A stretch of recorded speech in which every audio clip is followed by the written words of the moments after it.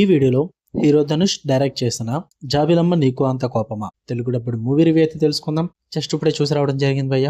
నేను ఈ మూవీకి వెళ్ళడానికి కేవలం ఒక్కటే రీజన్, ధనుష్ గారు డైరెక్షన్ చేశారని చెప్పి. లేదంటే నేను డబ్బులు పెట్టే స్టేజ్లోనే లేను, తప్పక వెళ్ళాల్సి వచ్చింది. ఆ ఒక్క రీజన్ వల్ల. మూవీ డ్యూరేషన్ అయితే 2 hours 15 minutes అయితే ఉంటుంది. స్టోరీ ప్లాట్ వచ్చేసి మెయిన్ లీడ్ అయిన హీరో తను ఒక అమ్మాయిని పెళ్లి చేసుకుందాం అన్న టైంలో తన ఎక్స్ దగ్గర నుంచి అయితే ఒక వెడ్డింగ్ ఇన్విటేషన్ అయితే వస్తుంది అనమాట. దాని తర్వాత ఏం జరిగింది, అసలు తనకి ఎందుకు బ్రేకప్ అయింది, మరి ఇప్పుడు ఎవరిని పెళ్లి చేసుకుంటున్నాడు, వీడి చుట్టూ నడిచే స్టోరీయే జాబిలమ్మ నీకు అంత కోపమా.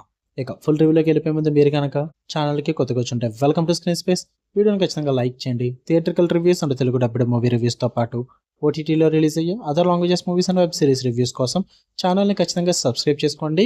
ఇక ఈ మూవీ విషయానికి వచ్చేస్తే యావరేజ్ భయ్యా.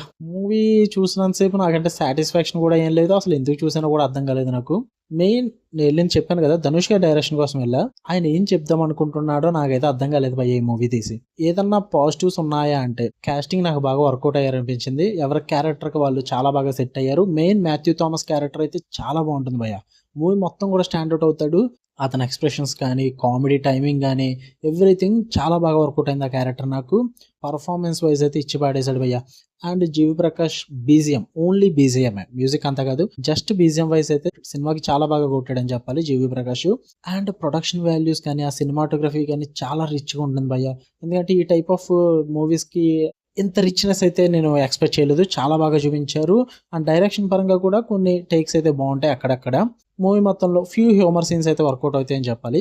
నెగిటివ్స్ విషయానికి వచ్చేస్తే స్టోరీ భయ్య తలా తోక లేనట్టు అయితే ఉంటుంది. నాకు అసలు వర్కౌట్ అవ్వలేదు స్టోరీ వైజ్ అయితే. అండ్ ఆ స్క్రీన్ ప్లే కూడా చిరాకు వచ్చింది భయ్య. కొన్ని సీన్స్ అయితే ట్రాక్ చేస్తున్నారు, లైక్ ఓర్ కట్టు ఓర్ సీన్, ఓర్ కట్టు ఓర్ సీన్, ఈ టైప్లో ఉంటుంది భయ్య మూవీ. ఒక లవ్ సీన్ నడుస్తుంటుంది, సడన్గా ఎమోషన్ సీన్ నడుస్తుంది, మళ్ళీ ఇంకో లవ్ సీన్ ఉంటుంది, మళ్ళీ కామెడీ సీన్ ఉంటుంది. ఇలాగే ఓర్ కట్టు ఓర్ సీన్ అన్నట్టు అయితే అతికిచ్చినట్టు ఉంటుంది సినిమా అంతా కూడా. ఫస్ట్ హాఫ్ అయితే మరి అలాగే ఉంటుంది. నాకు అది అసలు వర్కౌట్ అవ్వలేదు. కొన్ని టేకింగ్స్ అయితే బాగుంటాయి, కాదనట్లేదు. అక్కడక్కడ ఫ్యూ పార్ట్స్ కూడా వర్కౌట్ అవుతుంది. అలా అని చెప్పి మూవీ మొత్తం ఓవరాల్గా అయితే మాత్రం నాకు అంతగా వర్కౌట్ అవ్వలేదు. ఇంకా సాంగ్స్ అయితే స్పీడ్ బ్రేకర్స్ అని చెప్పాలి. ఓన్లీ గోల్డెన్ స్పారో సాంగ్ తప్ప అదొక్క సాంగ్ అయితే ఎంజాయ్ చేశాను. ఉన్న సాంగ్స్ అన్నీ అయితే స్పీడ్ బ్రేకర్లు అని చెప్పాలి.